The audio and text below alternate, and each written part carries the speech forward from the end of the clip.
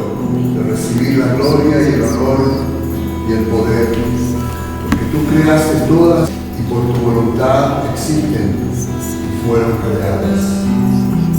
Señor, hoy estamos reunidos tus ancianos, tus hijos, tus adoradores en esta casa. Padre, y hemos venido a declarar como los 24 ancianos en el cielo, Señor, que tú eres digno de recibir toda la gloria, todo el honor, Señor, y el poder, porque tú creaste todas las cosas que están en los cielos y en la tierra, y por ti fueron hechas, Señor, para la gloria y honra de tu nombre. Hoy queremos honrar tu nombre, Padre. Esta noche queremos darle la bienvenida a tu Santo Espíritu. Bienvenido seas a este lugar, amado Espíritu Santo. Trae tu presencia, manifiesta la presencia del Padre y ayúdanos a adorar al Padre y al Hijo en esta hora, en espíritu y en verdad.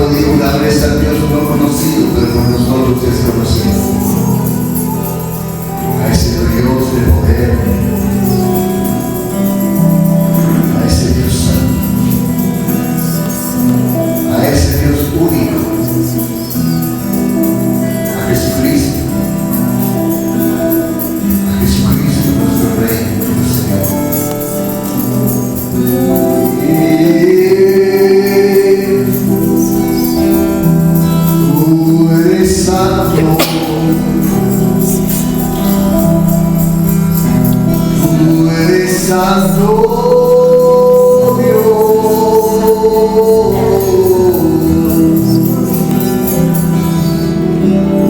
amamos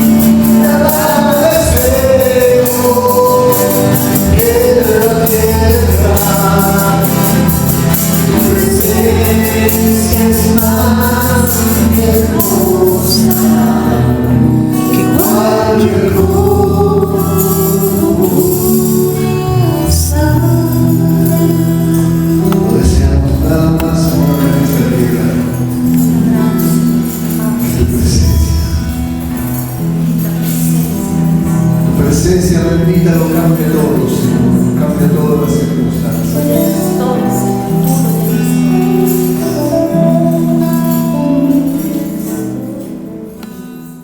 Porque es un tema sumamente importante en nuestras vidas, o sea, toda la palabra es importante para nuestras vidas. Pero este tema es un tema coyuntural, crucial, donde el Señor me habló mucho y lo hizo también a través de mi esposa. Entonces hemos orado y Dios ha respondido para que nosotros podamos soltar esta saga, que va a constar de 5 temas, ¿no? Que es la saga denominada el poder de la sangre de Cristo en la alianza, o sea, básicamente la Santa Cena, ¿no? Yo quiero compartir con la iglesia este tema porque muchas veces este tema se nos hace una rutina, se nos hace algo rutinario, algo común y corriente, pero analizando 1 Corintios 11, donde habla de la institución de la Santa Cena y después donde habla también de las consecuencias de poder tomar una Santa Cena sin tener el conocimiento necesario y el conocimiento cabal de lo que significa la sangre y el pan, ¿no es cierto? O el cuerpo de Cristo. La Santa Cena se ha distorsionado de lo original que era. Entonces, por eso se hace necesario a muchos de nosotros repasar lo que fue y a otros que conozcamos bien cómo participar de este elemento tan precioso, tan poderoso que Jesús instituyó para nosotros. Así que vamos a estar compartiendo estos domingos lo que es el pacto que hubo o la alianza que hizo Jesús en ese momento cuando dijo: este es el nuevo pacto que hago con mi cuerpo, con mi iglesia, con ustedes. Entonces vamos a ver qué pasó. Primero vamos a ir por parte viendo la historia. ¿Por qué sucedían tantas cosas en la iglesia primitiva, ¿no?, con las cuales que hoy no sucede? La iglesia primitiva se movía en un poder, se movía en una unidad extraordinaria, una comunión que tenían extraordinario, fuera de lo normal, fuera de lo común y corriente que lo hacemos hoy. Inclusive la unidad que se movían ellos, la unidad de ahora es totalmente distorsionada con la unidad que se movía en los primeros padres del Evangelio. Entonces nosotros tenemos que volver a las bases, tenemos que volver al original. Hay una palabra que dice que volvamos a los antiguos caminos, a los caminos antiguos, ¿no? Entonces, porque dice que va a haber mucho más poder, ¿no? La gloria postrera va a ser mayor que la primera, así dice la palabra, pero no está sucediendo eso en estos tiempos. No está sucediendo, no estamos el mover que debería tener el cuerpo de Cristo, la iglesia de Cristo, en cualquier lugar, ¿no es cierto? Entonces, puede ser por una de estas razones, que hemos tergiversado lo que es la Santa Cena, estamos mal acostumbrados y no lo estamos haciendo con la reverencia y la honra que tendríamos que hacerlo. Yo me incluyo también en el tema. Y para eso vamos a poner la base de una palabra que está en Hechos capítulo 3, verso 20-21, en la cual dice: y Él envía a Jesucristo, que os fue antes anunciado, a quien de cierto es necesario que el cielo retenga, y esta palabra es la clave, hasta el tiempo de la restauración de todas las cosas, ¿no?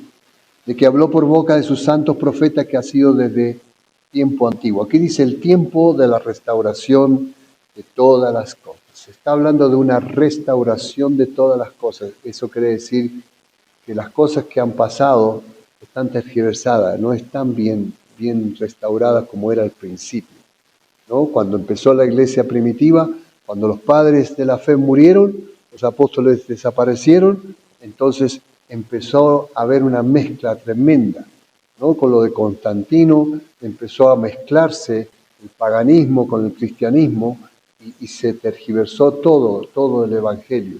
Y hoy tenemos iglesias cristianas que predican cosas que realmente están totalmente mezcladas.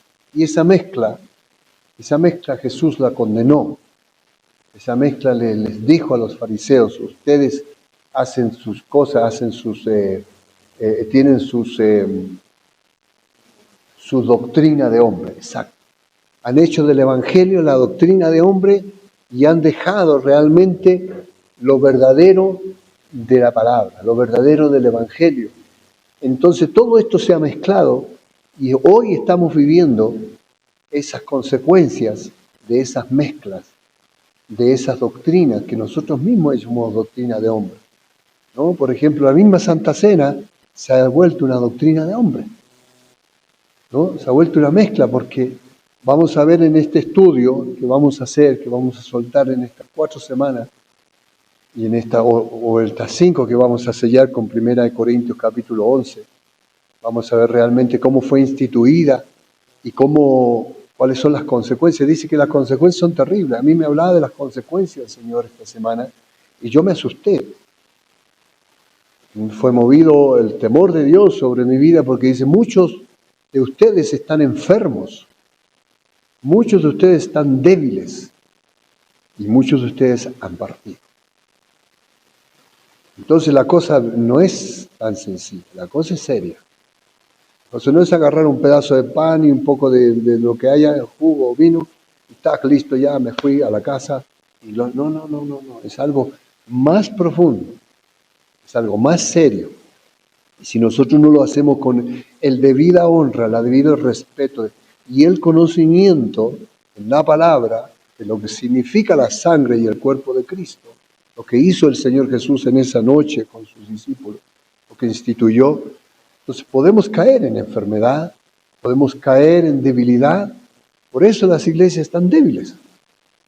Es una de las razones por las que está débil la iglesia, es por esto. Porque estamos haciendo las cosas muy a la ligera. Yo me incluyo. Y como pastor, yo tengo la obligación y tengo el deber delante de Dios y delante del pueblo de soltar esta enseñanza como debe ser. Porque yo puedo pasar por ser tropiezo para ustedes. Yo les enseño cosas ligeras, livianas. ¿Entienden? Entonces arrancamos con esta palabra que dice el tiempo de la restauración de todas las cosas, y Él envíe a Jesucristo, que os fue antes anunciado, a quien de cierto es necesario que el cielo retenga hasta el tiempo de la restauración de todas las cosas. Se van a ir restaurando todas las cosas como eran al principio, ¿no es cierto? Y el poder va a volver como era al principio, y recién el Señor va a ser soltado, porque aquí dice que está retenido todavía hasta que Él venga. Lo retiene esta palabra. Hechos capítulo 3, versos 20-21. Hay otras versiones también un poco más profundas, más ampliadas, pero yo lo quiero hacer un poco más sencillo para que entendamos bien y podamos responder a este llamado bien también. Amén. Entonces vamos a ver un poco de historia. Primero vamos a entrar también en la historia, que es importante. ¿Qué sucedió? ¿Por qué pasó todo esto? ¿No es cierto? ¿Por qué llegamos a esta situación? ¿Y cómo tenemos que volver al principio? Volvamos a las sendas antiguas, dice la palabra. Porque todo lo que es el cristianismo en este momento está mezclado. Está con doctrinas de hombres. Está con cosas tergiversadas. ¿No es cierto? Todo lo que es la economía se enseña distorsionado. Se enseña para beneficio de propios, ¿no? Entonces nosotros tenemos que establecer unas bases bien hechas, para que el fundamento que está puesto vaya creciendo, el cuerpo vaya creciendo, el edificio vaya creciendo bien, con un buen cemento. Y cuando venga el golpe, o venga la marejada, o venga el viento, se mantenga firme, ¿no? Esté bien firme en la fe y los fundamentos que realmente tiene la palabra. ¿Amén? Así que comenzamos con Hechos 3, 20, 21. Y vamos a ver qué hizo Jesús por nosotros. Aparte de la salvación, ¿qué vino a hacer Jesús por nosotros? Aparte de salvarnos, Jesús hizo muchas cosas. O sea, la salvación es solamente la entradita al reino, ¿no? Jesús vino a hacer, por ejemplo, Jesús entrenó a sus discípulos. Los 3 años o los 3 años y medio que Jesús estuvo acá, empezó a entrenar a sus discípulos en la forma en que podían apropiarse en plenitud de todo lo que Él había conquistado para nosotros. Empezó a entrenar a sus discípulos. Fue lo primero que hizo el Señor. Por eso los tomó y lo empezó, Él estaba con ellos, entrenándolos ahí, face to face, cara a cara. Entonces, sus apóstoles lo entendieron y no solamente lo vivieron, sino que lo enseñaron de tal forma que la iglesia del primer siglo se movía en una realidad que no es la de ahora. Se movía en una unidad tan poderosa que decía que tenían, todo lo que tenían es de todos. Esta es mi casa, mi carro. No. Todos tenían de todos y era literal. No era una cuestión sobrenatural o algo profético, algo místico. No. Entonces, como resultado de toda esta enseñanza que Jesús le da a sus discípulos, y como resultado de que los apóstoles lo entendieron como era cabal, y no solamente lo entendieron, lo vivieron y lo enseñaron, como resultado de esto Jesús era visible a través de los creyentes. Se veían un creyente y ahí estaba Jesús. Por eso le dijeron a Pedro, cuando Pedro estaba cuando Jesús ya lo tenían metido en el pretorio, ¿no es cierto? Y Pedro estaba dando vuelta por ahí. Entonces se sentó a calentarse junto con los que estaban ahí y le dijeron, tu forma de hablar delata. Entonces era tan poderoso lo que habían aprendido y lo que estaban enseñando, que la misma forma de hablar de los discípulos, tú eres discípulo de Jesús. Ahora, ¿cómo reconocemos a los cristianos afuera? Cuando te empiezan a hablar es medio raro, ¿no? Empiezan a hablar toda una mezcla de cosas. Entonces, como resultado de esto, Jesús era visible a través de los creyentes. El libro de los Hechos se escribía en medio de las más asombrosas manifestaciones del Espíritu Santo. Mientras se iba escribiendo el libro de los Hechos de lo que estaba pasando, eran las manifestaciones del Espíritu Santo. Cuando Pedro caminó con Juan y levantaron al que estaba en el templo de la Hermosa pidiendo plata. No tengo nada para darte, lo que tengo te lo doy. ¡Pum! Listo, se para. O sea, era algo natural, ¿no es cierto? Entonces, Hechos capítulo 2, 42, 47, describe la vida y el estilo de la primera iglesia cristiana tras el Pentecostés.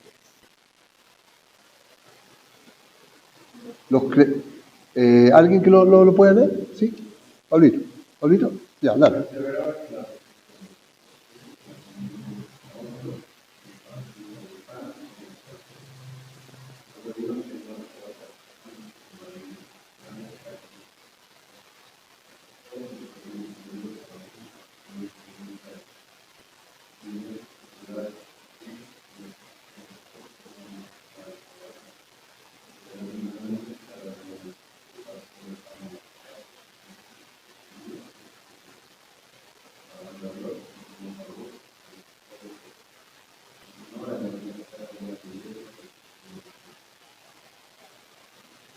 Dígame usted ahora, la iglesia de ahora, el cuerpo de ahora, la iglesia de ahora, ¿se mueve en esto?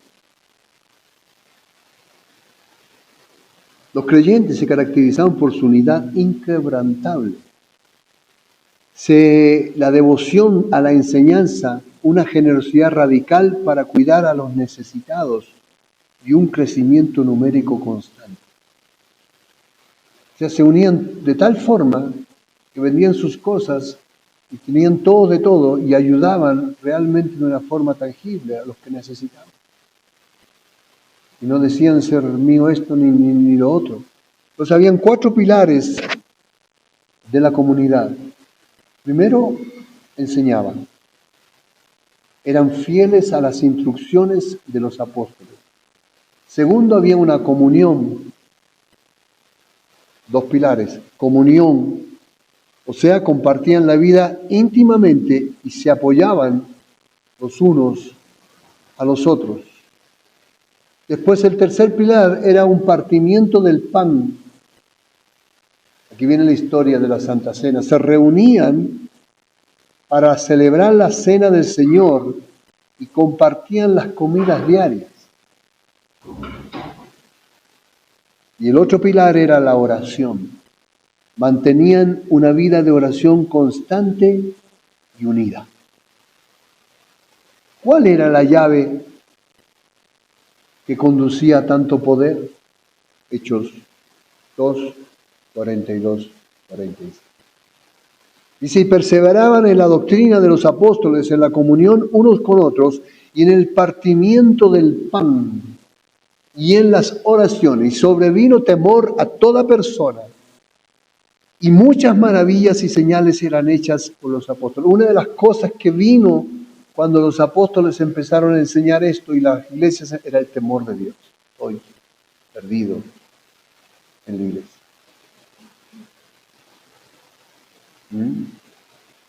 Entonces, los apóstoles enseñaban a perseverar en estas verdades porque de ello dependía que el temor de Dios prevaleciera en la iglesia.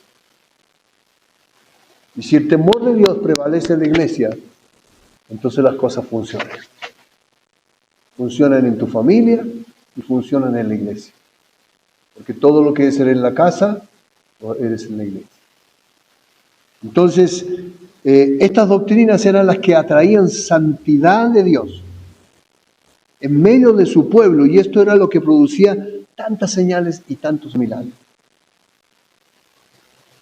Lo que a ellos les fue revelado, Dios los estaba hablando otra vez, porque es necesario restaurar el temor de Dios, la unidad entre los hermanos, la santidad y las señales. Es necesario restaurar esas cosas en las congregaciones.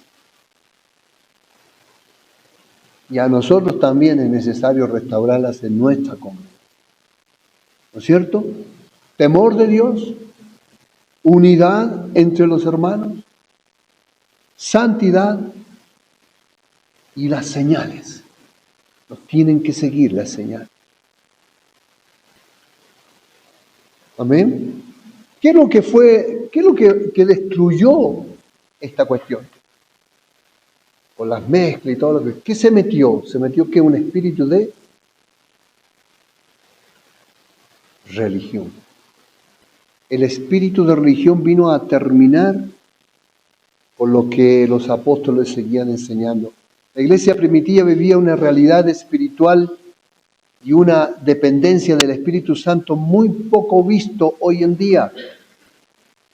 Muy poco visto hoy en día. La iglesia primitiva vivía esa relación con el Espíritu y esas señales que le seguían. Muy poco visto. ¿Sí o no? Muy poco visto.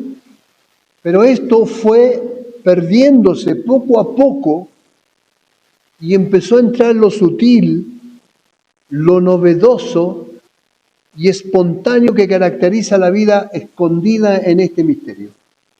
Se fue convirtiendo en algo mecánico y empezó a contaminarse de religión paulatinamente.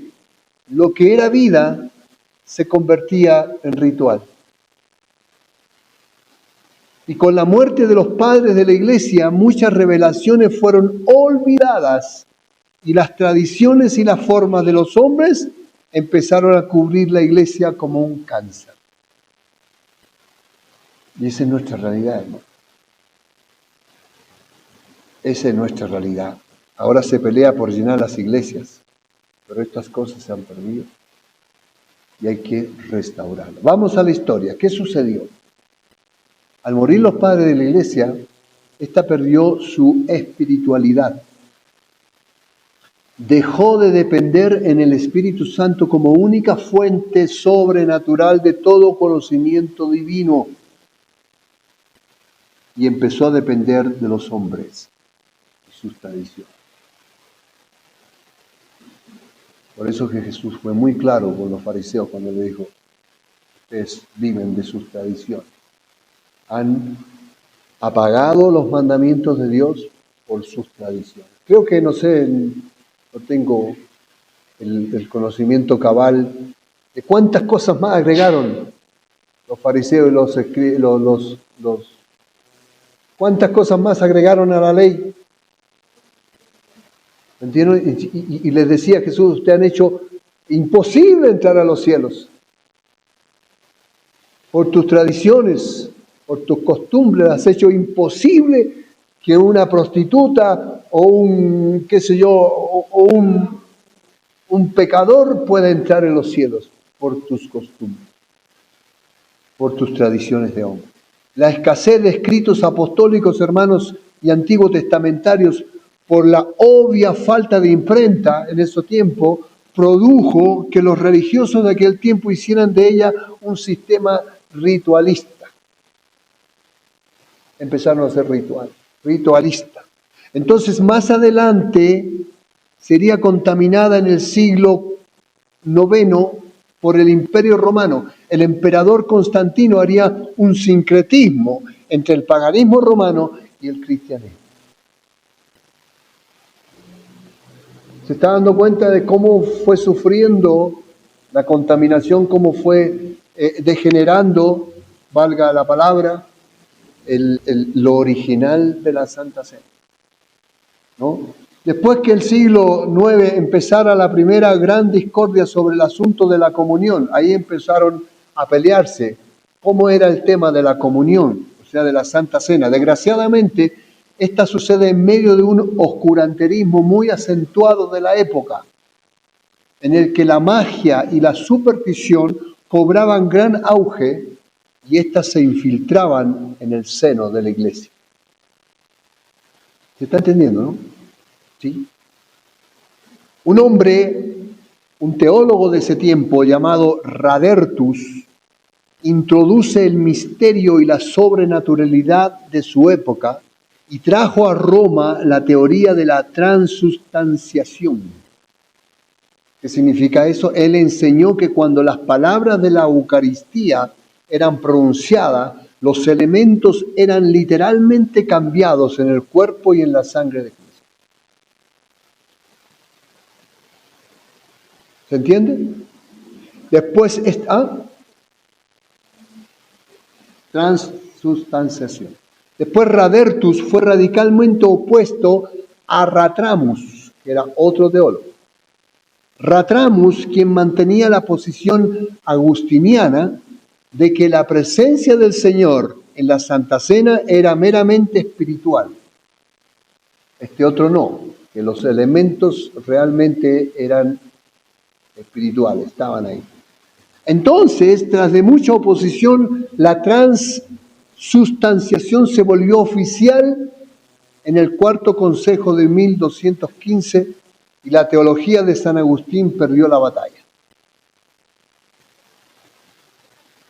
Y en el Concilio de Trento, 1545 a 1563, se añadió que el pan y el vino debían ser venerados a manera de adoración, siendo estos el mismo Dios. O sea que se distorsionó todo. Todo fue distorsionado. Lo que Cristo dijo en esa mesa con sus 12 discípulos y lo que quiso explicarles fue totalmente distorsionado de lo que los apóstoles enseñaban. ¿Se entiende? Se va entendiendo el tema, ¿no es cierto? ¿No es cierto? Entonces, las teorías de Radertus provenían de rituales egipcios, tal como el que se hacía al dios Osiris dentro del templo de Amón, Ra, miles de años antes que Jesús viniera. Y en esta ceremonia el sacerdote invocaba con el sonido de una campanilla el espíritu de Osiris, levantando los brazos hacia una estrella flamígera de 5 puntas. El líquido incoloro de la copa de consagración se tornaba de un color rosado y entonces sabían que su Dios se había manifestado. Esta creencia que prevalece todavía en la Iglesia romana, hasta el día de hoy, fue uno de los grandes temas a ser tratados durante el periodo de la Reforma del siglo XVI. Ahí empezaron a surgir diversas opiniones tratando de encontrar la verdad a esta doctrina tan central en el cristianismo. Mire cómo habían pasado los años, se había perdido totalmente. Y dos teólogos están introduciendo dos cosas totalmente diferentes que venían de todo lo que era lo egipcio, ¿no es cierto? Entonces, la verdad a esta doctrina, lo que produjo serios conflictos entre los reformadores. Entre ellos había varias posturas, aunque todos ellos se oponían a la transustanciación. Ahora, es un error que se opone a las Escrituras, repugnante a la razón, contraria a lo que testifican nuestros sentidos de la vista, del olfato, del gusto, del tacto. Martín Lutero, líder de la Reforma en Alemania, escribió al respecto en su legado, La cautividad babilónica de la Iglesia. ¿Se está entendiendo? Esta historia. Estamos haciendo historia para saber por qué terminamos así, por qué estamos así como estamos.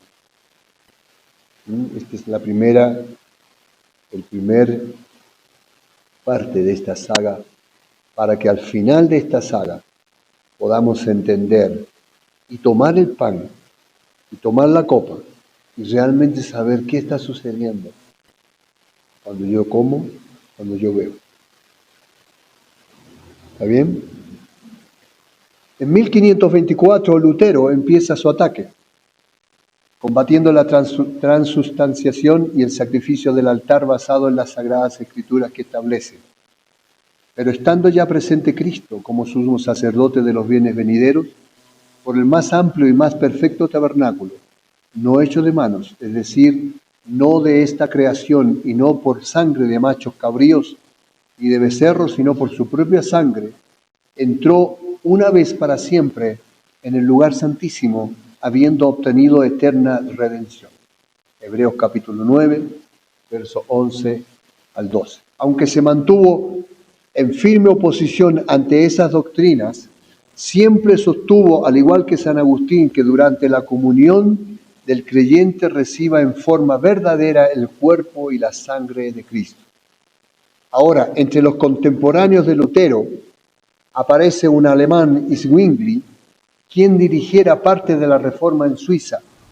Este provenía de un trasfondo humanista contrario al de Lutero, lo que ocasionó que divergiera en varias de las teologías de la reforma del alemán. Este quitó la Santa Cena a la presencia de Dios, volviendo tan solo un acto simbólico en el cual Cristo estaba totalmente ausente. ¿Se dan cuenta de las doctrinas, de las cosas que fueron influyendo? Unos decían que el vino y el pan se transformaban realmente en algo espiritual. Otros decían que no estaba la presencia de Cristo, que solamente era el pan y el vino. Y otros estaban metiendo otras doctrinas que eran babilónicas y eran egipcias. Todo se fue degenerando, hermano. Calvino se colocó entre ambas posiciones de Lutero y Zwingli. Él mantuvo que si hay una genuina recepción del cuerpo y de la sangre de Jesús durante la comunión, pero que ésta sucede a nivel espiritual. Junto con Lutero, Calvino creía que en la Santa Cena los elementos eran signos de que Cristo estaba verdaderamente presente. Y repudiaba las de Zwingli, quien decía que estaba ausente. Estos dos primeros creían que Cristo se hacía presente, nutriendo con su carne y su sangre a los creyentes. Es la posición calvinista la que es mayormente adoptada por la Iglesia evangélica y la que también tiene mayor aceptación entre los teólogos contemporáneos, católicos y luteranos, y que proponen lo siguiente: la Santa Cena es un rito instituido por Jesús, en el cual se parte el pan y se bebe el fruto de la vid en un acto de acción de gracias por el sacrificio expiatorio de Cristo. En este acto sacramental, el Espíritu Santo bendice la comunión con el cuerpo y con la sangre de Jesús como anticipación a nuestra futura salvación. Por causa de estas declaraciones, hoy por hoy, lo que tenemos es eso, un rito. Un rito. Un acto religioso que no produce prácticamente nada en los creyentes. Un formalismo que se cumple periódicamente en las iglesias. Un sacramento que hay que hacer, pero que ha perdido toda la esencia que tuvo durante el tiempo de la iglesia primitiva. La iglesia de hoy tiene cosas hermosas y unciones poderosas, pero carece de lo esencial: el amor entre hermanos, el poder y la vida sobrenatural de Dios manifestándose en todo aquel que cree, y el temor de Dios que conduce a una verdadera santidad.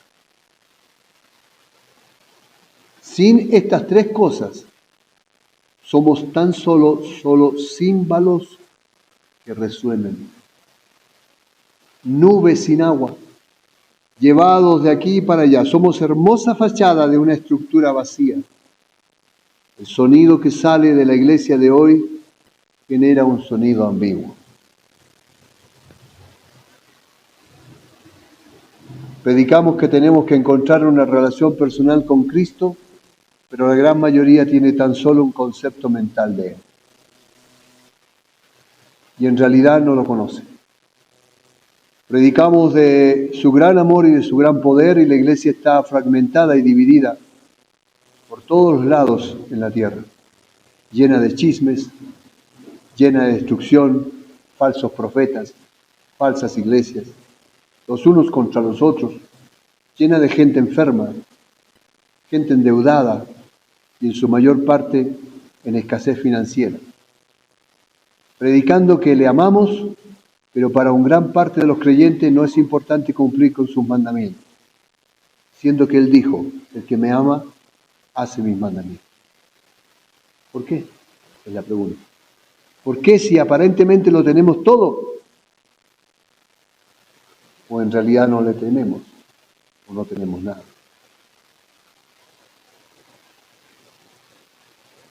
Y con esto vamos a terminar. Esta es la primera parte de la saga. Hemos visto cómo se produjo el cáncer, ¿no? Cómo los apóstoles se movían en una libertad y en una santidad y en un temor de Dios, donde esas cosas hacían atraer al Espíritu Santo con tanto poder que la unidad era fácil. Es decir, yo tengo esta mesa, la vendo para que ayudar a los demás, era fácil. No me estaba pegada a mí. Una casa, un auto, no estaba pegada a mí. ¿Se entiende? No es que literalmente ahora vayas y vendas tu casa y traigas, no, es que se trata de una unidad genuina del corazón. ¿Se está entendiendo? ¿Cierto? Y en eso se movían en la Santa Cena. Esa Santa Cena producía eso. En los apóstoles, producía eso en el Espíritu Santo cuando él veía el temor de Dios en su iglesia.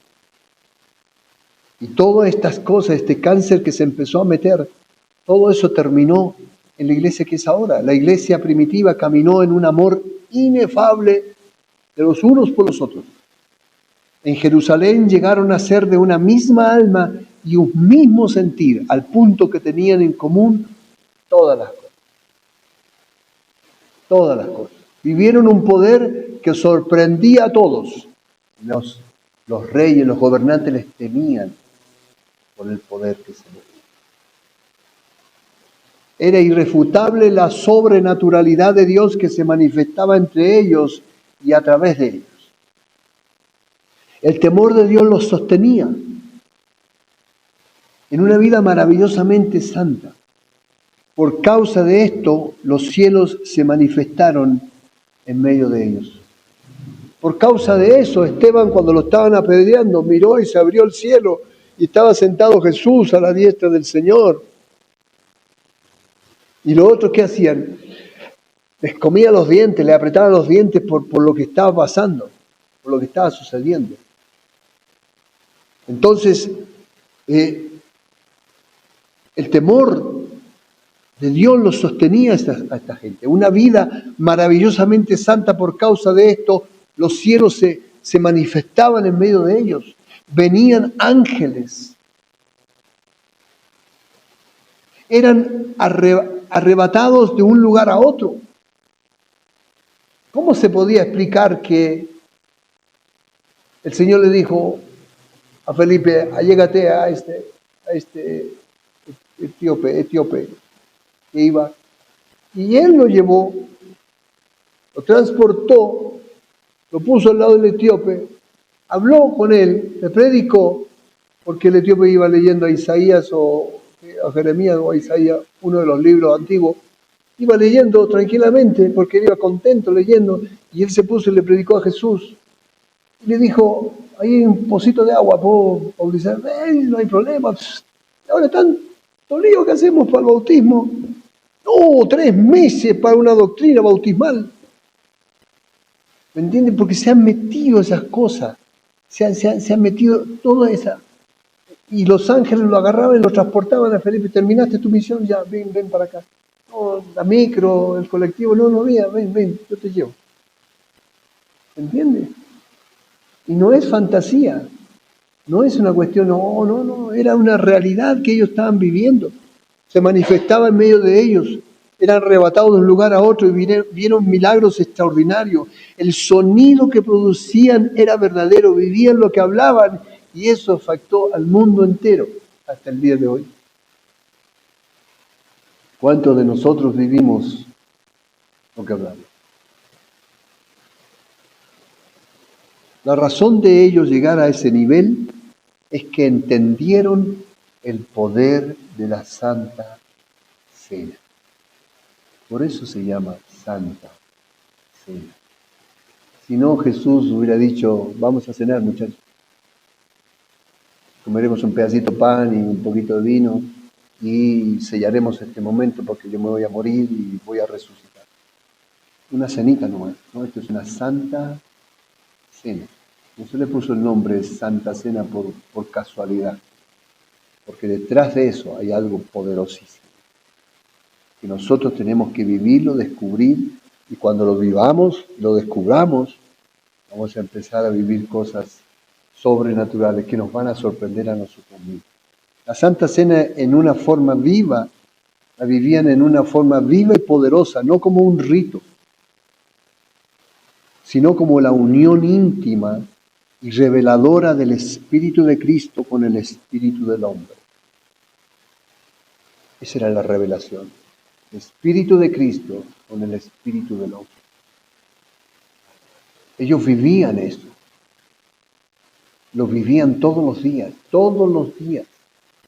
No era una vez cada mes, todos los días domingo. No. Entonces, estas tradiciones de hombre, estos ritos de hombre, han matado eso. Por eso, vuelvo al principio de la primera saga que dice, es el tiempo de la restauración de todas las cosas. Cuando se habla de una restauración es porque algo se ha fregado, ¿no es cierto? Una iglesia necesita restaurarse porque el tiempo la ha deteriorado. La lluvia, el sol, ¿no es cierto? Entonces la empiezan a restaurar. La Santa Cena se ha deteriorado y necesita ser restaurada para estos tiempos. Para estos tiempos necesitamos nosotros vivir como ellos vivían. Porque estamos viviendo tiempos difíciles, tiempos donde tu fe se empieza a mover. Hay gente que quiere mover tu fe. Hay espíritus que vienen a atacar directamente a tu fe. Y dice, la fe no está puesta en la roca, realmente está firme y viviendo. Lo único que nos va a hacer firme la fe es vivir estas experiencias, tener esta experiencia con Cristo. De ir caminando, orar a un enfermo y se sanó ahí mismo, sin necesidad de que llame al pastor, llamen al profeta. O vaya a la iglesia, tiene que ir a la iglesia para ser sanado. No, señores, ahí en la misma calle. ¿Me entiende? Vivir lo sobrenatural, las finanzas. Los impíos traerán las finanzas. Serán nuestras. ¿O no? Entonces las enfermedades en los hogares hay un caos. ¿De qué unidad familiar me habla si hay un caos, una división? Se pelean uno entre los otros. A veces los matrimonios ni siquiera, chao, buenas noches, ya están durmiendo. Ya. ¿Me entiendes? ¿De qué? Entonces, todo eso se perdió y todo eso está contenido en la Santa Cena. Como lo vamos a ver más adelante, vamos a ver qué poder tiene la sangre en la Santa Cena. Qué poder tiene el cuerpo en la Santa Cena. ¿Qué produce el cuerpo? Cuando tú tomas esa copita de vino, la introduces a tu cuerpo, ¿qué produce espiritualmente? ¿Qué sucede? ¿Por qué ellos todos los días comían alegremente la Santa Cena primero, un ritual bien importante, todo serio, y después comían? Estaban todos comiendo. ¿Por qué Pablo le dice vayan a comer en su casa y tiene hambre? Esto no es para matarte el hambre. ¿Por qué Pablo puso en 1 Corintios 11 puso una cláusula tan poderosa, tan fuerte? Examínate primero antes de tomar esto. Examínate qué es lo que estás haciendo, cómo lo estás haciendo, cómo está tu corazón. Si no puedes provocar una enfermedad, te puedes enfermar. Te puedes debilitar tanto que te desanimas de una forma y te entras en una depresión tremenda. O simplemente te vas. Te mueres. Hasta ese punto era tan serio. Yo me incluyo como un culpable porque yo enseño estas cosas. Las hemos enseñado muy livianamente, hermano. Por eso Dios me ha inquietado toda esta semana. La inquietó mi esposa me habló y yo empecé a reflexionar y dije, no, esto no es así. Así que Hechos 3, 20, 21 es la base de esta saga. Y Él envíe, ¿quién es Él? ¿Quién es Él? en esta palabra. ¿A quién se está refiriendo cuando la palabra dice, y Él envíe a Jesucristo? Y Él envíe. ¿Quién va a enviar a Jesús? El Padre. Y Él envía a Jesucristo, que os fue antes anunciado, a quien de cierto es necesario que el cielo retenga. Todavía no, Señor, no vayas todavía. Todavía no vayas, porque si vas,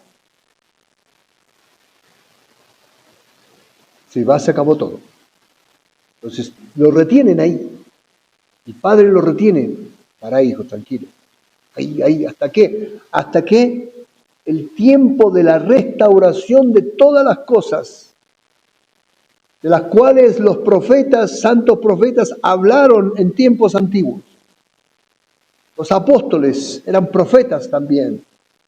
Ellos hablaron de esta Santa Cena, cómo se debía hacer, cómo se debía tomar, cómo se debía ejercer esa Santa Cena y qué es lo que pasaba detrás de esa Santa Cena. Ellos confiaban una vez que tomaban el vino y el pan y se celebraban todos, salían a hacer la obra de Cristo. Ahí estaban los enfermos, los endemoniados, los que necesitaban. Y hoy tenemos una iglesia fría, una iglesia que anda cada uno anda por su lado, ¿no? Tenemos una iglesia indiferente por el dolor de la gente. Entonces, el tiempo de la restauración creo que ha comenzado. De todas las cosas. Fíjese que acá es tremendo lo que dice este pedacito. El tiempo de la restauración de todas las cosas, es que todas las cosas se han degenerado. Todo el evangelio se ha degenerado en este tiempo. ¿Por qué dice todas las cosas? Podría haber sido, bueno, la Santa Cena, hay que restaurar la Santa Cena. No, todas las cosas. La predicación, los púlpitos, la alabanza, la adoración, la Santa Cena, todo es mandamiento de hombre. Está metido la mezcla ahí. Entonces la Santa Cena también lo mezclamos, nos hemos hecho un ritual. Ah, qué bonito la Santa Cena y nos vamos contentos, tranquilos. Y muchos de nosotros estamos enfermos, estamos débiles. Y quizás cuántos han partido. ¿Y saben por qué han partido? Por misericordia de Dios, para que no sigamos pecando en eso. Porque es tan sagrado el Evangelio, tan serio, que Dios prefiere agarrarte y llevarte y que no sigas metiendo las patas. ¿No es verdad? Entonces, amados, este es el primer tema. ¿Les gustó? Este es el primer tema y que también yo les voy a pedir, por supuesto, cuando tengan el tiempo suficiente los maestros, lo profundicen. Busquen. Y como jóvenes maestros, enseñen a los jóvenes que van a ver.